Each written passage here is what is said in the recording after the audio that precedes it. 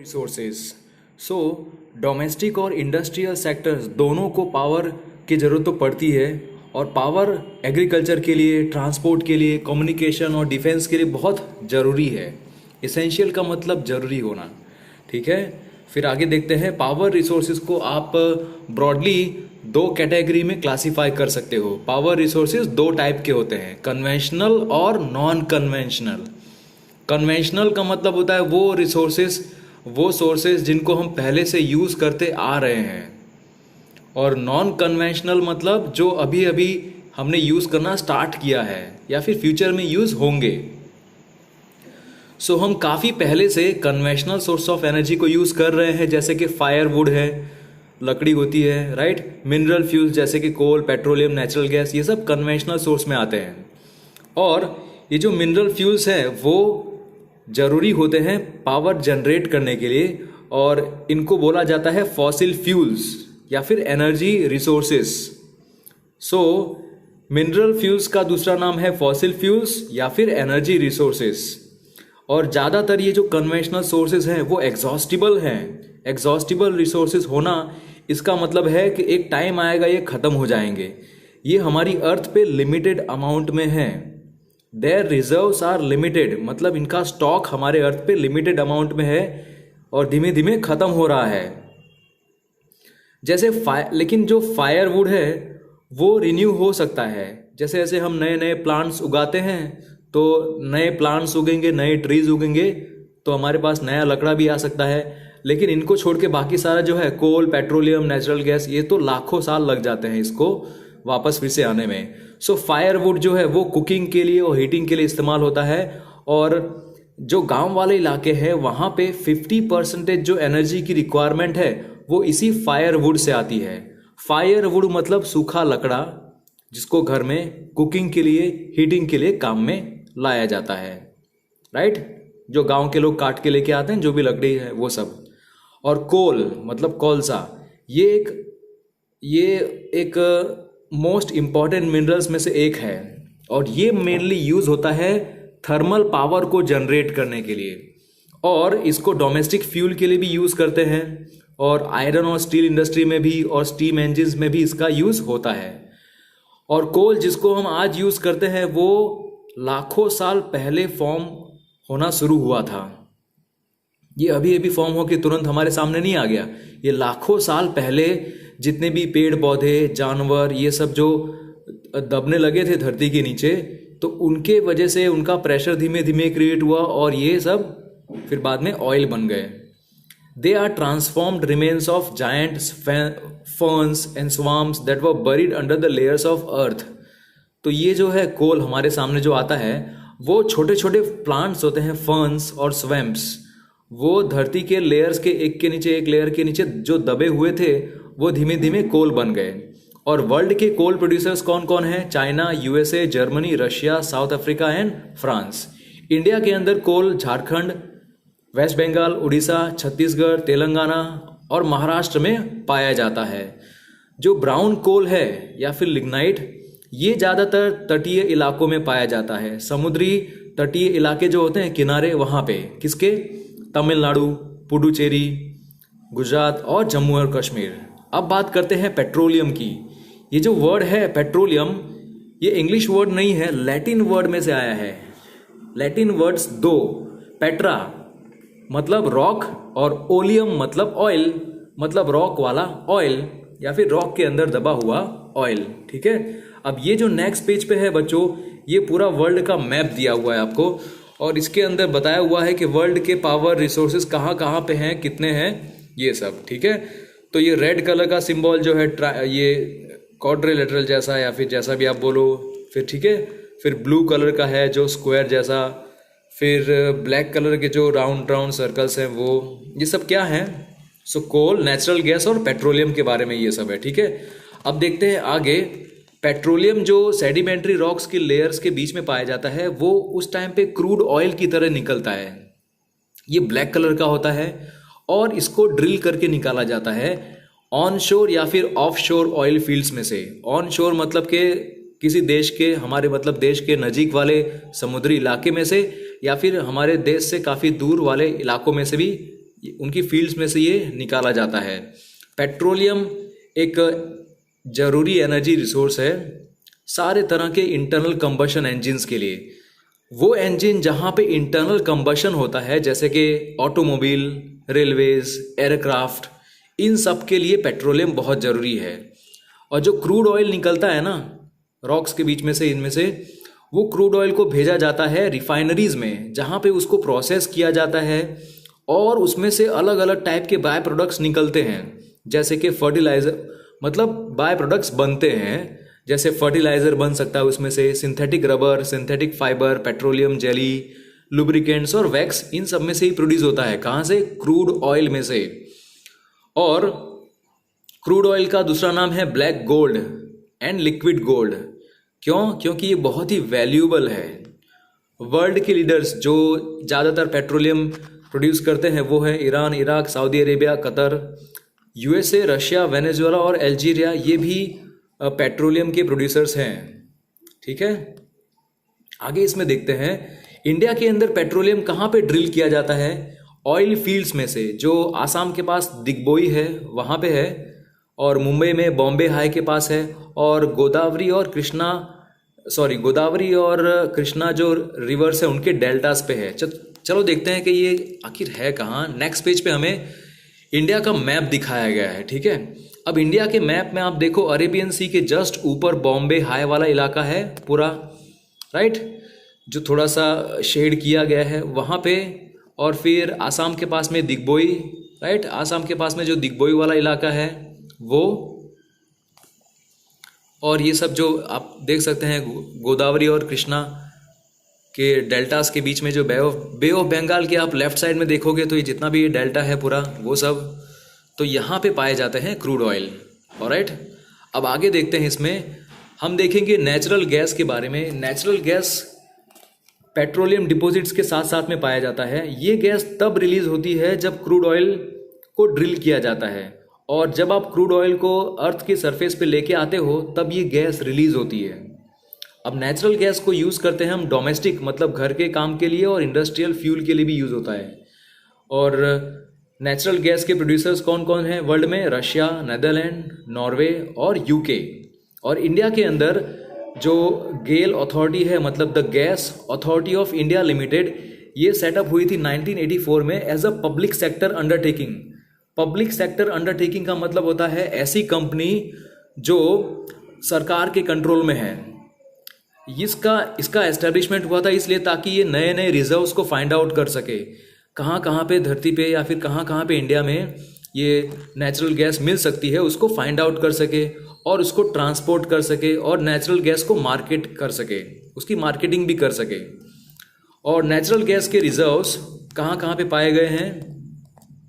Eastern coast के नज़दीक में पाए गए हैं, कृष्णा गोदावरी डेल्टा के ईस्टर्न कोस्ट के इलाकों में। और नेचुरल गैस त्रिपुरा, जैसलमेर और जो गुजरात में कांडला है उसके ऑफशोर वेल्स में भी पाए गए हैं, और महाराष्ट्र में मुंबई की तरफ। अब देखते हैं कंप्रेस्ड नेचुरल गैस, ये क्या है? कंप्रेस्ड नेचुरल गैस एक इको फ्रेंडली ऑटोमोबाइल फ्यूल है, सीएनजी, और इसके वजह से पोल्यूशन कम होता है एज कंपेयर टू पेट्रोल और डीजल। ये कम पोल्यूशन देता है, और ज़्यादा से ज़्यादा जो ऑटोमोबाइल यूज़र्स हैं वो लोग अब सीएनजी यूज़ करने लगे हैं। आगे देखते हैं इसमें non conventional sources of energy. अब इन सब को छोड़ के इसके सिवाय हमारे पास और कौन कौन से सोर्सेज हैं जिनको हम यूज़ कर सकते हैं एनर्जी के लिए? So non conventional source of energy ये वो है जो कंटिन्यूसली रिन्यू होते रहते हैं नेचुरल प्रोसेस के ज़रिए। ये अनलिमिटेड हैं, जैसे सोलर एनर्जी है, विंड एनर्जी, बायो एनर्जी जो बायोफ्यूल्स में से बनती है, और hydro electric power, geothermal energy, wave और टाइडल एनर्जी, ये सब एग्जांपल्स हैं रिन्यूएबल एनर्जी सोर्सेज के। सो आप क्वेश्चन लिख सकते हो, गिव सम एग्जांपल्स। क्वेश्चन लिखो बच्चों, give some examples of renewable energy sources. ठीक है, आगे बढ़ते हैं हम लोग। सो फॉसिल फ्यूल्स की तरह इनमें ऐसा नहीं होता कि ये पोल्यूशन नहीं करते। फॉसिल फ्यूल्स तो पोल्यूशन करते हैं, ये एनर्जी सोर्सेज पोल्यूशन नहीं करते। देखो डिफरेंस बिटवीन भी आ रहा है ना। और न्यूक्लियर एनर्जी ही एक अकेला ऐसा नॉन कन्वेंशनल एनर्जी सोर्स है जो पोल्यूशन करता है और नॉन रिन्यूएबल है। ओके, अब देखते हैं कि इन एनर्जीज को, इस तरह के non conventional source of energy को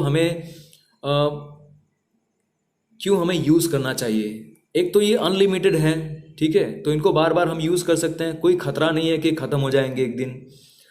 अब हम लोग जो फॉसिल फ्यूल्स यूज़ करते हैं ना बच्चों, उसको बर्न करने से कार्बन डाइऑक्साइड एटमॉस्फेयर में रिलीज होता है, जिसके वजह से एटमॉस्फेरिक पोल्यूशन होता है, ठीक है। So what causes atmospheric pollution? So we can say that question is what causes atmospheric pollution. So the burning of fossil fuels releases carbon dioxide into the atmosphere and it causes atmospheric pollution. अब पिछले कुछ साल के अंदर ही देखा गया है कि जो फॉसिल फ्यूल्स का जो यूज़ है ना, कंजम्पशन, वो बहुत तेज़ी से बढ़ा हुआ है। इसके वजह से हमारे जो अर्थ पे फॉसिल फ्यूल्स थे वो बहुत तेज़ी से ख़त्म हो रहे हैं। यहाँ पे लिखा है ना, this has resulted in the depletion of fossil fuels at a disturbing rate, मतलब इतनी तेज़ी से कि जिसको एक्सेप्ट ना किया जाए, इतना तेज़ी से।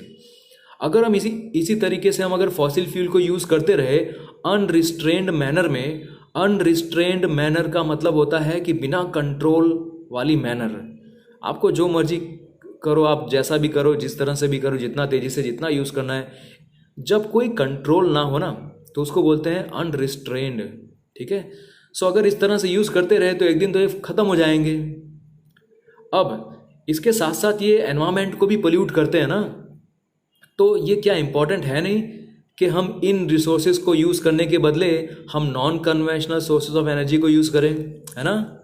ऑब्वियसली अगर उनको यूज़ करेंगे तो खतरा भी है नहीं कि हाँ ख़त्म हो जाएंगे, और ये भी डर नहीं लगेगा कि यार पृथ्वी को नुकसान हम लोग कर रहे हैं, पोल्यूट कर रहे हैं, ये भी हमारे मन में नहीं होगा। अब देखते हैं, इसमें पहला है हाइड्रो इलेक्ट्रिक पावर।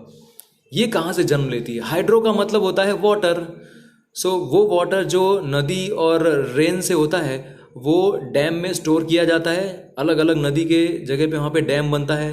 अब यही डैम में स्टोर किया जब वाटर नीचे काफ़ी ऊंचाई से जब नीचे गिरता है ना बच्चों, ठीक है, काफ़ी ऊंचाई से जब नीचे गिरता है तो नीचे की तरफ जो टरबाइन्स होते हैं उसको रोटेट करते हैं। तो टरबाइन की ब्लेड रोटेट होती है, और ब्लेड रोटेट होने के साथ साथ उसके साथ जुड़ा हुआ जो जनरेटर है वो भी रोटेट करता है और इलेक्ट्रिसिटी प्रोड्यूस करता है। इसी को बोलते हैं हाइड्रो इलेक्ट्रिक पावर। सो बच्चों क्वेश्चन लिखो, एक्सप्लेन, क्वेश्चन क्या है? एक्सप्लेन हाइड्रो इलेक्ट्रिक पावर, ठीक है। तो ये पूरा पैराग्राफ आपको उसमें लिखना है कि ऐसा हम लोग वो पावर जनरेट कर रहे हैं जो हमें, जो नदी और रेन्स के जो पानी है वहाँ पे जो डैम में स्टोर होता है, जब वो नीचे हाइट से गिरता है तो टरबाइन को रोटेट करता है, तो टरबाइन के साथ जुड़ा हुआ जनरेटर भी इलेक्ट्रिसिटी प्रोड्यूस करता है। तो इस तरह की इलेक्ट्रिसिटी को बोलते हैं हाइड्रो इलेक्ट्रिक पावर, ठीक है। ये नागार्जुन सागर डैम जो कृष्णा रिवर पे है वो उसका फोटो दिखाया गया है। अब इसके सिवाय भी इंडिया में बहुत सारे ऐसे डैम हैं जो बन चुके हैं, आप गूगल में देख सकते हैं। अब पूरी दुनिया में हाइड्रल पावर को प्रोड्यूस करने वाले कौन कौन से देश हैं? पराग्वे, नॉर्वे, ब्राज़ील और चाइना। और कुछ important hydel power stations India में भी बने हैं, जैसे भाखरा नंगल, शिव समुद्रम, नागार्जुन सागर और दामोदर वैली प्रोजेक्ट। अब देखते हैं सोलर एनर्जी के बारे में।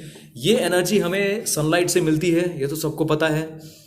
अब इसके दो इफेक्टिव प्रोसेस होते हैं। एक तो ये कि हम इस सोलर एनर्जी को हम लोग स्टोर कर सकते हैं फोटोवोल्टेइक सेल्स के अंदर, और दूसरा हम लोग सोलर थर्मल टेक्नोलॉजी भी इसमें यूज़ होती है। सो ये जो सनरेज होती है, सनरेज को फोटोवोल्टेइक सेल अपने अंदर उसको एब्जॉर्ब कर लेते हैं, उसको ट्रैप कर लेते हैं, और इसी फंसी हुई सोलर एनर्जी को जब फोटोवोल्टेइक सेल्स उसको फंसा के रखते हैं तो उसको बाद में कन्वर्ट कर देते हैं इलेक्ट्रिकल एनर्जी में। अब वो टेक्नोलॉजी जिसमें हम सोलर एनर्जी को यूज़ करते हैं, तो ये टेक्नोलॉजी ज़्यादातर ट्रॉपिकल कंट्रीज़ को फ़ायदे पहुंचाती है, क्योंकि ट्रॉपिकल कंट्रीज़ टॉरिड जोन में लाई करती है। टॉरिड जोन मतलब आप बोल सकते हो कि ट्रॉपिक ऑफ कैंसर से लेकर ट्रॉपिक ऑफ कैप्रिकॉर्न के बीच का जो पूरा एरिया है ना हमारे अर्थ का, वहाँ पे सनलाइट काफ़ी पड़ती है, राइट। एबंडेंट मात्रा में ये सनलाइट पड़ती है। तो इंडिया में जो गुजरात और राजस्थान है उसके इंडिया का जो वेस्टर्न पार्ट है वहाँ पे काफ़ी सोलर एनर्जी प्रोड्यूस की जा सकती है। और सोलर एनर्जी को हम लोग यूज़ कर सकते हैं सोलर हीटर में, सोलर कुकर में, सोलर ड्रायर्स में, सोलर सेल में और भी बहुत सारी चीज़ों में। इसके साथ साथ हम लोग इलेक्ट्रिसिटी के मामले में भी, जैसे लाइटिंग होती है राइट, जो रोड लाइट्स होती है, ट्रैफिक सिग्नल्स होते हैं, वहाँ पे भी यूज़ कर सकते हैं। नेक्स्ट देखते हैं विंड एनर्जी। विंड एनर्जी भी एक पॉल्यूशन फ्री इनएग्जॉस्टिबल सोर्स है एनर्जी का। इसके अंदर जो हवा की काइनेटिक एनर्जी है उसको कन्वर्ट किया जाता है इलेक्ट्रिकल एनर्जी में। कैसे? यहाँ पे भी टरबाइंस ही होते हैं। देखो टरबाइंस जो होते हैं वो विंड मिल्स को रोटेट करते हैं और विंड मिल्स जो हवा है वो एक मिनट फिर से बोलना पड़ेगा। हवा जो है वो विंड मिल्स के ब्लेड को रोटेट करती है और उनके साथ जुड़े हुए जो टरबाइंस है वो भी फिर उसके साथ जो जुड़े होते हैं वो भी इलेक्ट्रिसिटी प्रोड्यूस करने लगते हैं, क्योंकि उनका भी मोटर घूमने लगता है। और विंड मिल्स जो हैं वो किसके काम में आते हैं? ग्राइंडिंग ग्रेन के काम में आते हैं और वाटर को लिफ्ट करने के काम में भी आते हैं। एंशिएंट टाइम से ये सब काम में आते थे। तो विंड मिल्स का एंशिएंट टाइम्स में क्या था? उसका रोल ग्राइंडिंग ग्रेन मतलब अनाज को जो पीसना और वाटर लिफ्ट करना उसके लिए। और विंड फार्म्स जो हैं वो इंडिया में विंड फार्म्स कई जगह पे हैं और पूरे वर्ल्ड में भी जहाँ जहाँ पे हैं उसका लोकेशन यहाँ पे दिया हुआ है। तो देखते हैं, ये पूरा थोड़ा क्लियर नहीं आ रहा बच्चों, बट आपके पास में टेक्स्ट बुक है तो आप समझ सकते हो कि यहाँ पे क्या लिखा हुआ है। With clusters of such wind mills are located in coastal regions and mountain passes where strong and steady winds blow. तो इस तरह के जो विंड फार्म्स है वो कहाँ पे होते हैं? ऐसी ही जगह पे होंगे जहाँ पे बहुत तेज हवा चलती हो, स्टेडीली मतलब लगातार तेज हवा चलती हो। तो माउंटेन के जो पास होते हैं, दो माउंटेन्स के बीच का जो रास्ता होता है वो, और समुद्री जो किनारे होते हैं वहाँ पे ये विंड मिल्स होते हैं।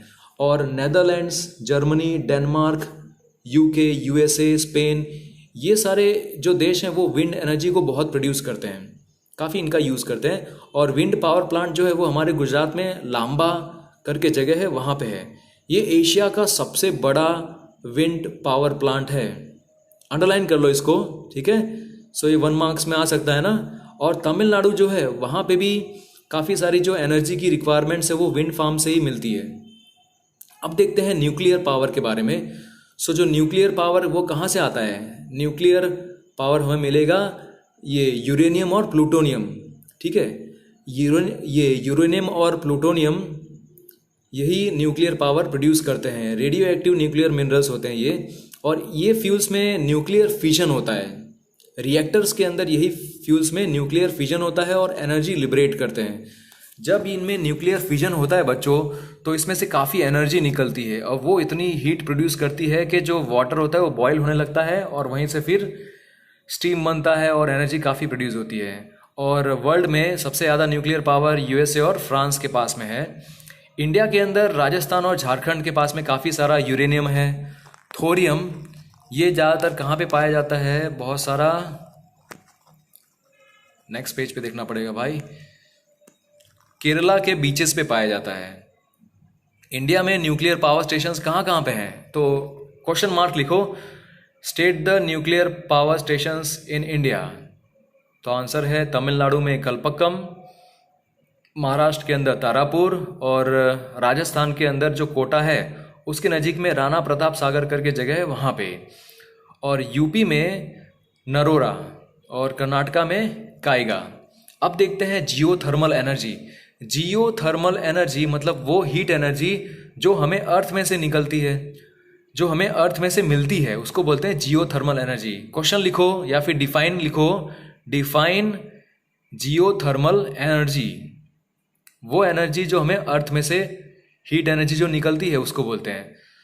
तो कई बार ऐसा होता है कि हमने देखा होगा ना, ऐसी बहुत सारी जगह होती है कहीं कहीं पे जहाँ पे धरती में से गरम गरम पानी निकल रहा होता है, उसको नेचुरल गीजर्स बोलते हैं या फिर जियोथर्मल स्प्रिंग्स बोलते हैं। यही हॉट वाटर की वजह से हम थर्मल एनर्जी प्रोड्यूस कर सकते हैं। और जियोथर्मल एनर्जी को यूज़ किया जाता है कुकिंग के लिए, हीटिंग, वॉशिंग, बाथिंग के लिए। काफ़ी सालों से ऐसा किया जा रहा था। और यूएसए के बारे में यहाँ पे क्या लिखा है? हाँ, यूएसए जो है वो दुनिया का सबसे बड़ा जियोथर्मल पावर प्लांट्स का प्रोड्यूसर है। इसके बाद सेकंड नंबर पे आता है न्यूजीलैंड, आइसलैंड, फिलीपींस, ये सब। यहाँ पे एक फ़ोटो दिया हुआ है पुहागन जियोथर्मल प्लांट, जो फिलीपींस का फोटो है यहाँ पे, ठीक है, और सेंट्रल अमेरिका में। इंडिया के अंदर जियोथर्मल प्लांट्स कहाँ पे हैं? मणिकरण जो हिमाचल प्रदेश में वहाँ पे, और लद्दाख के अंदर जो पूगा वैली है वहाँ पे। अब देखते हैं टाइडल एनर्जी के बारे में। सो टाइडल एनर्जी कहाँ से मिलती है? वो एनर्जी जो टाइड्स में से जनरेट होती है उसको बोलते हैं टाइडल एनर्जी। अंडरलाइन करो, इसको लिखना भी है, व्हाट इज टाइडल एनर्जी। अब टाइडल एनर्जी को यूज़ कैसे किया जाता है? देखो, जहाँ जहाँ पे भी समुद्र होता है और उसके समुद्र के पास का जो लैंड है, अगर ऐसा कुछ बना हुआ है जैसे यू शेप का बना हुआ है लैंड, और वहाँ पे कुछ बीच वाले इलाके में पानी तेज़ी से, पतले से इलाके में पानी तेज़ी से जाता है और वापस आता है हाई टाइड के वक्त में, तो इसी हाई टाइड के वक्त में जब पानी बहुत तेज़ी से अंदर जाता है लैंड के उस पतले से रास्ते वाले में, तो उस टाइम पे हम वहाँ पे टरबाइंस भी हम लोग ने वहाँ पे अटैच किया होता है, और वहाँ पे ऐसा बनाया होता है कि वहाँ पे टरबाइंस भी हो इंस्टॉल। वो छोटा सा डैम जैसा होता है, तो वो छोटा सा डैम जैसा वहाँ पे टरबाइन भी इंस्टॉल होता है, और इसकी वजह से इलेक्ट्रिसिटी प्रोड्यूस होती है। पूरी दुनिया में रशिया, फ्रांस और जो गल्फ ऑफ कच्छ है हमारे गुजरात का, यहाँ पे बहुत बड़े बड़े टाइडल मिल फार्म्स हैं। अब देखते हैं बायोगैस के बारे में। बायोगैस मतलब वो एनर्जी जो हमें डेड और डिकेड ऑर्गेनिक मैटर में से मिलती है। सो अंडरलाइन करो डेफिनेशन, व्हाट इज बायोगैस। कहाँ से मिलती है हमें? डेड और डिकेड ऑर्गेनिक मैटर में से, जो डेड प्लांट, एनिमल, ये सब होता है ना, वहाँ से। और बायोगैस डाइजेस्टर्स के अंदर जो बायो वेस्ट होता है उसको बैक्टीरिया डिकम्पोज करते हैं, तब जाके उसमें से बायोगैस निकलती है। ओके, अब यही बायोगैस किसका मिक्सचर है? मीथेन और कार्बन डाइऑक्साइड का ये मिक्सचर है, और ये फ्यूल की तरह इस्तेमाल होता है कुकिंग के लिए, डोमेस्टिक लाइटिंग के लिए। गांव वाले इलाकों में लाइटिंग भी इससे हो जाती है, और इससे ऑर्गेनिक मैटर, ऑर्गेनिक मैन्योर भी अच्छा प्रोड्यूस होता है। अब देखते हैं लास्ट टॉपिक जो है, आई थिंक यस, इस चैप्टर का last topic, save energy. Energy को हमें सेव इसलिए करना चाहिए क्योंकि देखो, आगे जाके फ्यूचर में भी काम में आ सकता है। अगर हमारे पास हर एक चीज़ अगर अवेलेबल हो तो हमें सब कुछ यूज़ नहीं कर देना चाहिए। सो हमें हर एफर्ट तो लगाना चाहिए कि जितनी भी अर्थ पे जो भी एनर्जी रिसोर्सेज अभी हैं बाकी, जिनको हमने अभी तक खोजा नहीं है, उनको हम लोग खोज के निकालें और उसको कंजर्व करें। इसके साथ साथ ये भी इम्पॉर्टेंट है कि हमारे पास जो एनर्जी अभी भी अवेलेबल है उसको हम वेस्ट ना करें। कोई एनर्जी अभी हमारे पास है तो उसको हम बिना सोचे समझे यूज़ ना करें, वेस्ट ना करें। इसीलिए हमारी ड्यूटी बनती है कि इसको हम काफ़ी फ्रूगली यूज़ करें। फ्रूगली की डेफिनेशन आप देख सकते हो गूगल पे, बट मेरे हिसाब से इसको जो अगर थोड़ा सा गैस किया जाए तो फ्रूगली मतलब हो सकता है कि हाँ, सोच समझ के हमें यूज़ करना चाहिए। जहाँ पे वेस्ट हो रहा है वहाँ पे वेस्ट नहीं होने देना चाहिए, बहुत सोच समझ के। इसी की वजह से अगर हम ऐसा करेंगे तो इसकी वजह से पूरी वर्ल्ड एनवायरनमेंट पे काफ़ी असर पड़ेगा।